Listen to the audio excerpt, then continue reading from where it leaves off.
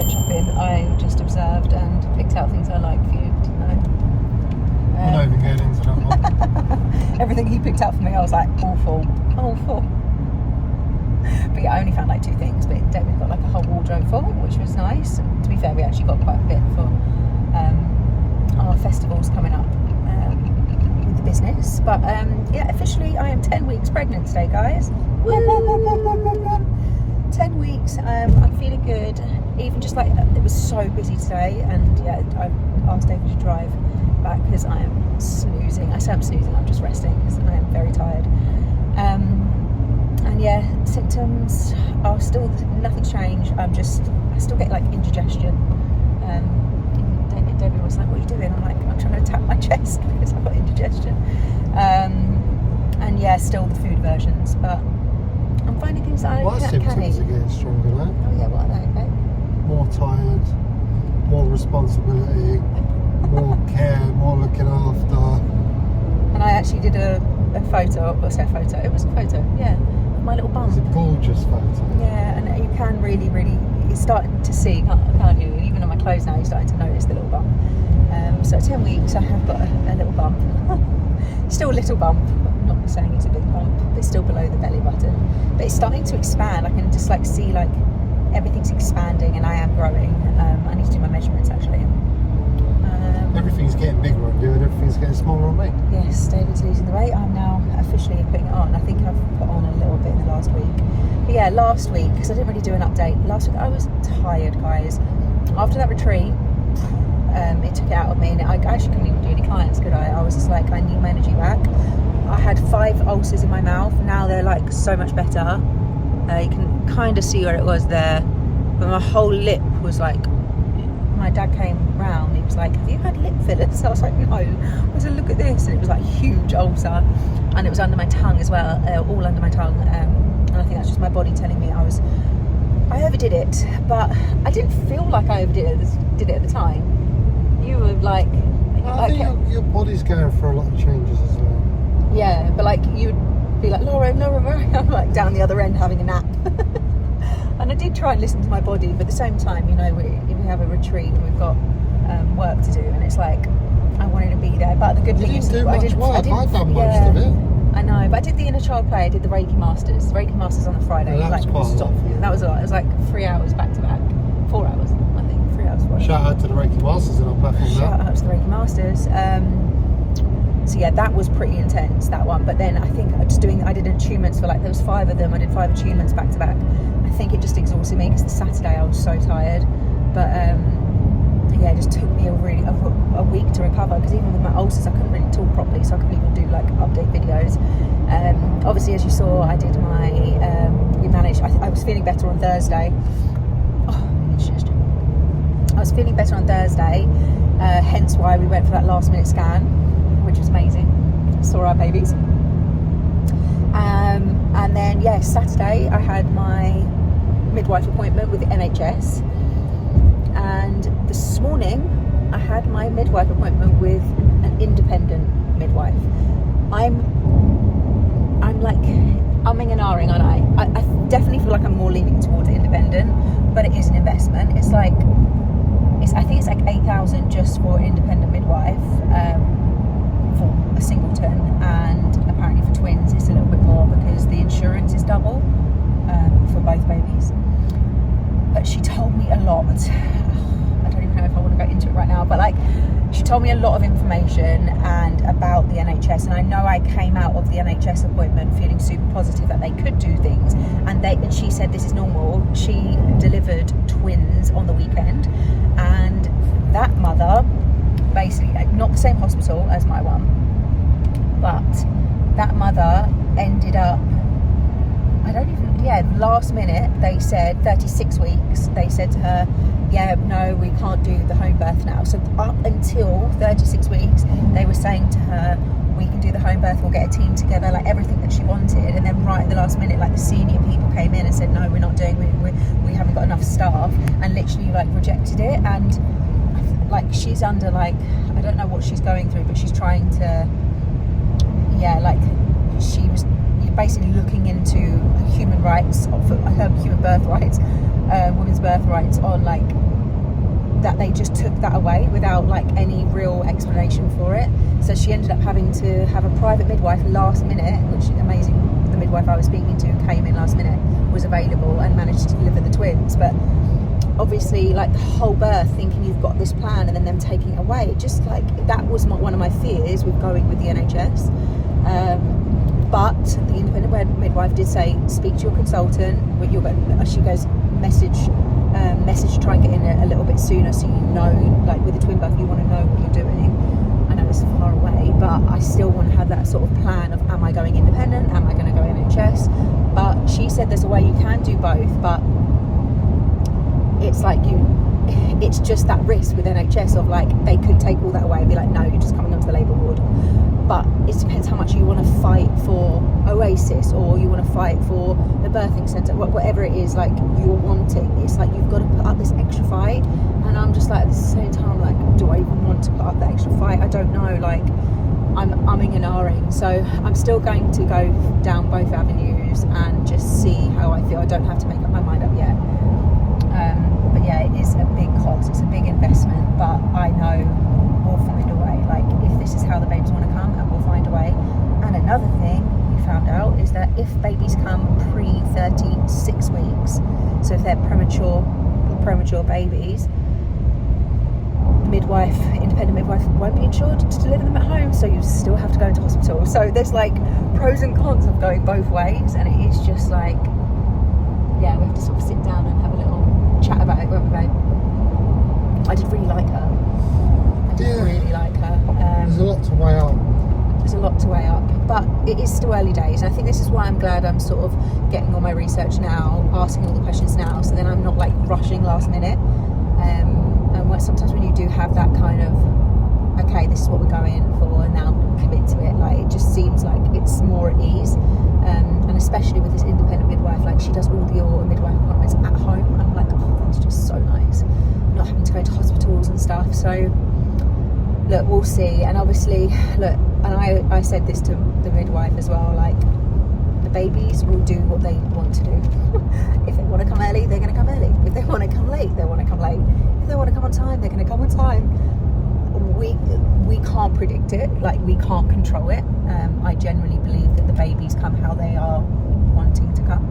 And I also said that with the positions, I've watched so many births now, I'm like, they might want to come out bum first, they might want to come out feet first, they might want to come out hand first. I've seen it all with someone tagged me in this home birthing account, and yeah, there's a picture of just a hand first. I mean, and it's like they laugh, saying that just babies come how they want to come, and it's just one of those things. And you know, a lot of midwives, they see it all, but she said that it's not the midwives that are the problem with the NHS. The NHS midwives are lovely, and I had a very lovely experience with them. It's the seniors above that, the ones that are like, their voices, like, they don't really, they follow their, obviously, the guidelines, but they don't have the final say, you know, and they've got peers above them, and it's like they've got to go under these other seniors that make the decisions, and they can't control that. So it's just that unknown, and then again, it's the unknown with the independent. But the thing is, she did say, if you do go early, if they come early, and I'm not insured to do them at home, like, obviously we don't pay for it as well, so it's one of those things. Yeah, there would be a massive discount. Obviously we'll be paying for her services up to the point, but she's like, generally we can't do anything. But she did say she can still be my midwife, but in the hospital settings, but I'd still have to pay the full price, even though I'm in hospital. And I'm like, that would just be a bummer, because then I'd have to pay the whole money and still be in the hospital, which I didn't want anyway. So yeah, we're gonna sit with it.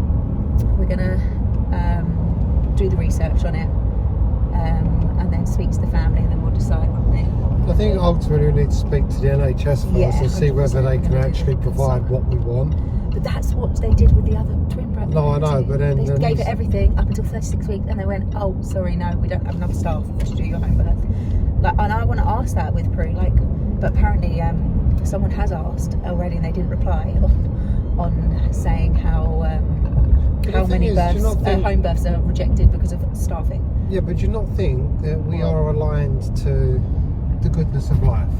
Well, obviously. And so I think miracles. We're aligned to the miracles. I mean, even our magic and the miracles. Even your pregnancy, they are miracles. Our whole life is living magic, and I think it will unfold however it's meant to. Whatever that will be beautiful. Yeah, 100%. I sound like overthinking it. Ow, got really itchy here. My hip is so bad. But I think the perfect thing would be a midwifery team from Peru at home, because then if anything happened at home, we'd be going to hospital with the team that are but familiar. Then it's exactly the same. She's familiar. She worked with the Peru and Oasis Birthing Suite for 20 years. Yeah, but she's not working with them now. Yeah, but she still works closely with them. Yeah, but she's not working with them now, though, is she? No, but she still is. She could be in the hospital with us. I don't know. Yeah, no, seriously, I would just want you to be okay with your choices. They messaged her the other day when I had a thing. One of the midwives said, "Oh, I know Daisy. I'll message her." I was like, "You're more than welcome to." But yeah, the options are open. That's what we're open to all options right now. But she did tell me a lot of the risks and the things, and she's going to send me all the email about what we spoke about. So that was nice. What risks to home birth? Yeah, both spectrums, and that's what I want to know. Like, what both avenues, what the risks are. Yeah, but you know the only risks at hospital is just a lack of full care. Yeah, and it's the trauma that comes with it. Yeah, but that's the only, like, the risks at home would be potential. Like, I worked 5 years on my trauma. I'm like, let's not have a traumatic birth, please. Like, I've worked so much on my trauma. I'm like, let's just give the babies what the birth they deserve, and that is, for me, it's a non-interference and letting the babies do what they're meant to be doing. Or little to no interference. Of course. No, of course I'm going to have support. I'm going to have people there, but that doesn't, just because they're there doesn't mean they have to be doing anything. Do you know what I mean? They'll just be observing, letting me do my thing. I love that. It's so empowering. Like, women can freaking do it. I can do it, and I feel like I can do it. And if I feel like I can do it, I know I can do it. And my mum was like the same. She said, if you can feel like you can do it, you can fucking do it. I'm like, yes. So I want to be given that chance, and if I can't do it, obviously, if there's actually like an actual emergency or any complications. Very empowering to take hold of your birth. Yeah. And I know not all women can, but I also know that all women don't believe they can either, and that has an effect on it. So I'm cancelling outside noise, and I'm just sharing this with you guys because, you know, I want you guys to also realise that you have a choice too. Like, we don't just have to go with what they recommend. You don't generally don't. You have to check in with you and be like, what do I want? Because what you want matters, and what you want and what the baby wants is very, very important. So to have a plan is important, but I also know that plans do go out the window. I'm not silly, you know. Plans can go out the window, and that's totally okay too, because babies have other plans. But if you have that connection between your body and your intuition and your babies, you know, just have a think about it. Don't just go to what people tell you to do, or make decisions off of fear, because that is never a good sign. Like, being feared into something. Yeah. Or lack. What do you mean? Don't make decisions out of lack. Well, lack of information. Well, it's just lack of everything. I think people use the NHS because it's free, whereas midwifery, to have our own ones at home, is going to cost us a few. Independent. It's going to cost quite a lot of money. But if that's what your dream birth looks like, but we can say we can't afford it right now. But if I know we can't afford it right now. But we can make it happen. Like, we can make it happen. We can't afford it right now, but we can make it happen. We didn't know we could afford a Sprinter van for our motorhome. There's difference. We weren't a finance though. Yeah, but we didn't know we could. I could go and finance this. It's about making it happen. That's what I mean. There's always a way. If you want something, you find a way. And I always say with people who invest in our programme and what we do, you know, we're not cheap, but it's an investment, and people find a way because they know it's aligned. And I think it's exactly the same. Like, what is 12, you know, it might be 10, 12 grand, I don't know, but what is that in the long run for, like, getting my babies here in the best case scenario, in 4 years of our debt. own home. That's what it is in the long run. It's 4 years of debt. Like, most people are in debt. Most people are in debt with mortgages and cars and everything like that. Do you know what I mean? We've got to get a mortgage. Something substantial to have the midwife team over for a couple of hours. It's very expensive. It could be 24 hours. Oh yeah. Well, hopefully not. I think. Hopefully not. No, we'll we'll see. Yeah, but I think it's good to prepare. I know so many people that just go into it like blindly, like, and I'm like, how do you do that? Like, I want to prepare my body, I want to prepare my mind, I want to prepare my, like, everything. I want to prepare because then, and you also prepare for the avenues that you may take down, so you're not like easily led, you know, you're not easily led or manipulated into doing something you don't want to do. I think education is key, and that starts with the mother. That actually doesn't start with anyone else apart from you, and that's that responsibility of like, this is your body, this is your baby, this is your decision. Don't just give it over. And I think women need to hear that, you know, and everyone's entitled to do what they want to do. Yes, people can have opinions, and guys, you're probably going to have opinions, but look, I'm not, that's your opinion, and that's for you, and what you would do for your baby, and I love that for you. I love that for you, but this is what I'm doing for me, and I think every woman has the right for that. So that's what I'm saying, people's opinions are their opinions, what they would do. And that's why I respect people's opinions, because that's what they would do. But you should be telling people what to do. You should be like empowering people to make their own decision, but then obviously say, you know, people know the risks. You know, if they're educating themselves on the risks, then that's all that matters. And then they make that choice from that. I think misinformation is not good, or not being researched. What is this guy? What's he doing? Just drifting over. Should try to use an indicator. It's a guy. But yeah, so always do your research. But if you don't want to, that's fine too. But leave it up to the experts, I'd say. But if there's something in you that's the alternative, that wants to see if there's another way, ask questions. Like if someone recommends something, be like, can you please show me the research behind that, please? Don't just take it. Like anything that I hear, I'll then do my research on it, and then I can be like, okay, right, there's actually studies on this, there's actually some truth to this. And obviously with the midwives, they all have this like team, they all talk about, you know, their stats and, you know, what all the research that they've got together, they ask in that team, which is good. But you know, when you're not doing research, you don't know, and that's when you don't have any power, because you're not, who are you to know, because you don't know, and then you have to just leave it up to the experts. But it's all our decision. You trust me? Trust you. Yeah. Right, we're gonna go home and nap. I've got such itchy eyes from hay fever. We're not just gonna go and nap. We're gonna eat and nap and And watch Mustafa. Watch Mustafa.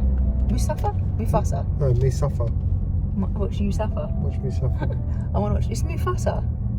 Mufasa. Disney film. Yeah, we watched it once in the cinema, and I fancy watching it again. But it's Bank Holiday Monday, and yeah, 10 weeks pregnant today, guys. Good morning, everyone. So I'm officially 10 weeks coming into it. I've got like a few days into it now. It's officially Wednesday, and I am food prepping, guys. So I have decided, I mean, not that, because that was my breakfast. I had a crumpet with peanut butter. I am trying to get in more protein.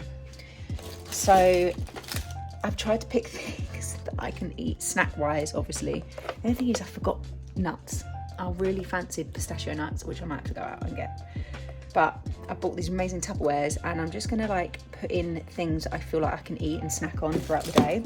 So I've got some carrot, I've got some yogurt, it's good protein. I've got some hummus, good protein.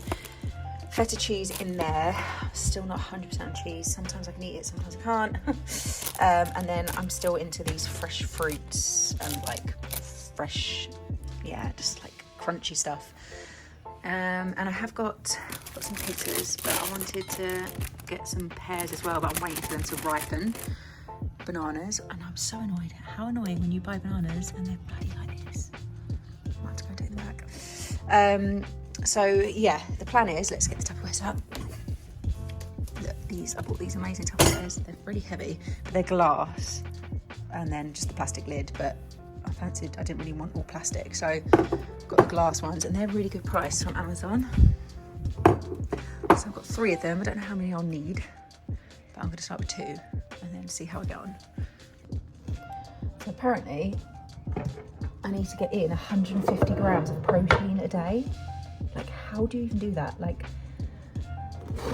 especially when you haven't got an appetite. My appetite's still not there. I mean, I get hungry, but you know, like when you fancy something, I don't really fancy anything. I haven't really had, I've had more food aversions than cravings. So I'm just trying to work with what I think I can eat.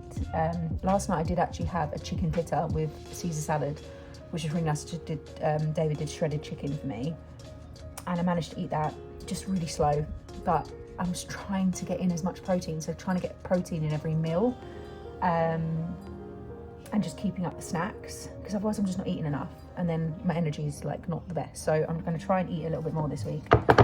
So I thought prepare is the key. Preparation is the key. Prepare is the key. So, excuse my camera because I haven't got this camera. I'm using my phone. But now it's about combination. I'm obviously gonna have to do like one sweet, maybe I'll do a bit of both. Yeah, I'm gonna do a bit of both. Not one sweet one, one savoury. I'm gonna do like mix up a bit. Because I love different tastes. So I get bored quite easy.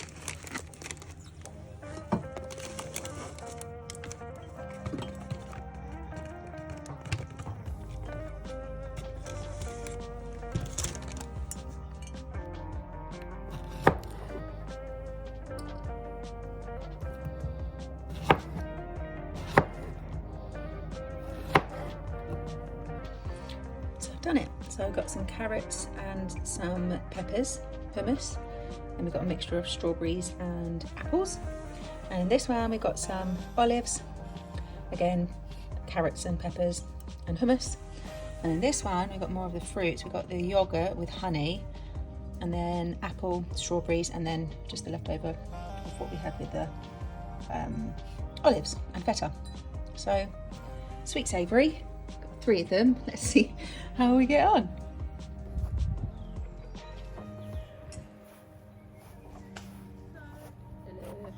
What are you doing, young lady?